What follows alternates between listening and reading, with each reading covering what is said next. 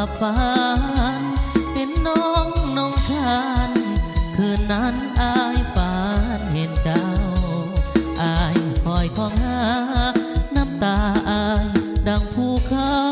ส่วนอายนี่คิดถึงสาวเจ้าความหลังเก่าอายบ่ลืมไหลเสียงเพลงอายควรเนื้อนวลได้ยินแล้วหรือเสียงนี้ก็คือเสียงเพลงก่อนส่งให้จงจดจำถ้อยคำที่ออกจากใจบ่ได้ลืมน้องนางไปได้ส่วนหัวใจมอบให้แต่นางหากบุญอายมีศาสตร์นี้คงได้เคียงสองหากเขาสมปอง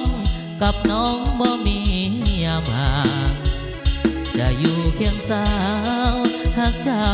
นั้นบ่จืดจางขอหากเดียวบ่มียามห่างโอ้นวลนางอย่าลืมเถิดนะโอ้สาวนาแก้ว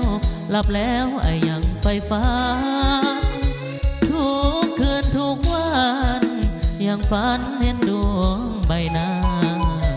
อยู่ห่างเพียงกายหัวใจอายยังไฟหาทุกคืนวันยังฝันเห็นหน้าตลอดเวลา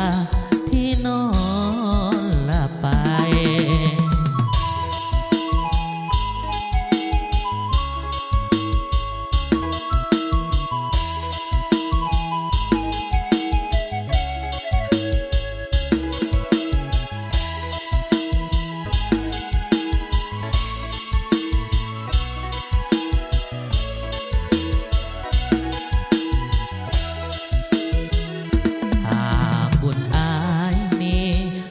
นี้คงได้เคียงสองหากเขาสมปองกับน้องบ่มียามห่างจะอยู่เคียงสาวหากเจ้านั้นบ่จืดจางขอหากเดียวบ่มีไกลห่างโอ้นวลนางอย่าลืมเธอนะโอ้สาวนาแก้วหลับแล้วไอ้ยังไฟฟ้าทุกคืนทุกวัน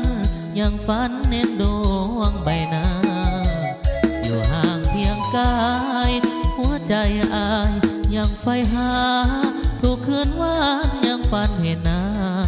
ตลอดเวลาที่นอน